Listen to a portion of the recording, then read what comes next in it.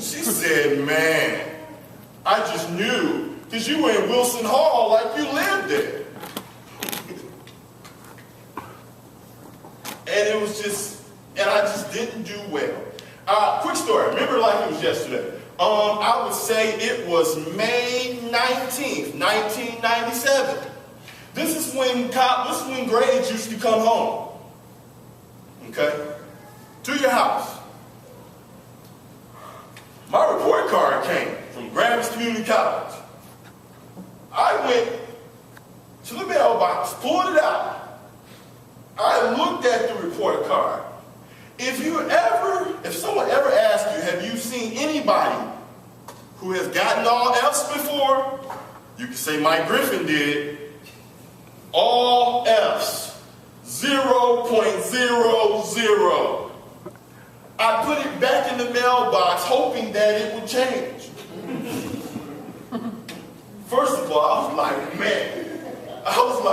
like, my mom is going to kill me. Anybody know my mother, she was serious. She was a very mild-mannered woman, but not in relation to us. So eventually I ended up telling her.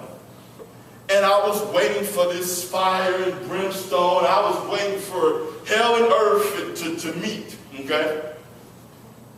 And I remember the look on her face. I think it was the most disappointed she has ever been in me. And she just told me, she said, well, you got a couple choices. She said, you're either going to transfer or go to the military. Or die. Yeah, she said die too. Yeah, I clearly remember the die piece. She said, oh, you will die. Fortunately for me, I played well in a game against a school that was playing against Adrian College when I was in JUCO. Coach Riley at Adrian College found out that I wanted to transfer. So I get this call from this white man. First of all, a white man just didn't call my mother's house, and I was like, what is this all about? I speak to Michael Griffin. So I ended up transferring to, I took a visit to Adrian College in June 1997.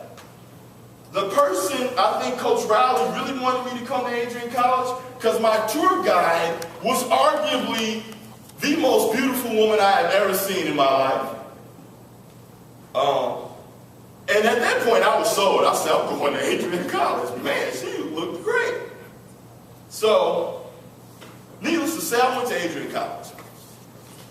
Arrived on Adrian College campus in August 1997. Little did I know, Adrian College really didn't have a lot of black people before I got there.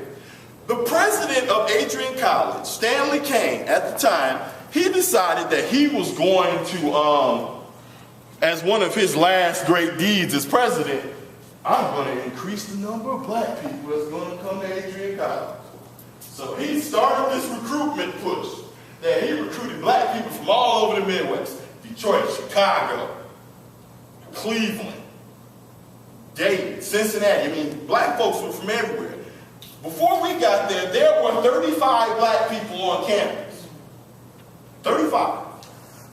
And out of those 35, 22 of them played a sport. So all of a sudden, 35 students. The next year when I came, an additional 60 came to campus. 60? Now, Adrian College is only 1,100 students, small liberal art institution in the middle of nowhere. It is the last thing in Michigan. It is the furthest away I could get from Muskegon and not literally leave Michigan. Extremely white.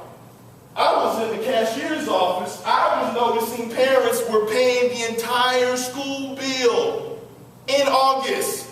Here's $19,000. See you next year. It blew me away. It was a different environment. It was a culture shock.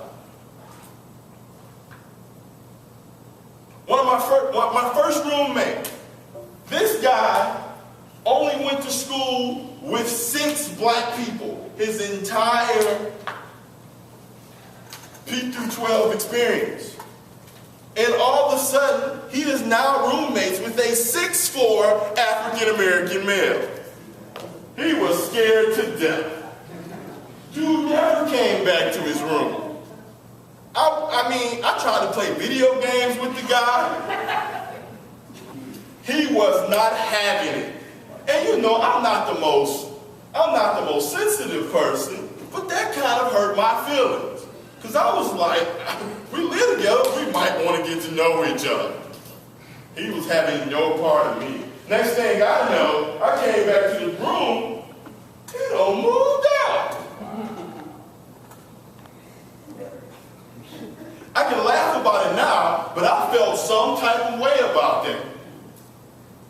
It's like, dang, only thing he knew about me, I played basketball, and I was from Muskegon. That's all he knew. We didn't get into life experiences. He just knew he didn't want to room with a black guy. And he made that known. So as I go around campus, I never had that many people just stare at me, look at me, not say hi, not say hello, not do what we do. None of that. I would say hello, they just walk right past me. Students would get on the other side of the street, not to, and I clearly am a student, backpack, everything. It was hard for me, extremely hard for me. It took me about 2.5 years to figure it out, easily. I was also viewed as less intelligent because so many African-American male basketball players came to the school and hardly any of them graduated. I mean, some did, but by and large, if 10 of them came, 4 was going to graduate.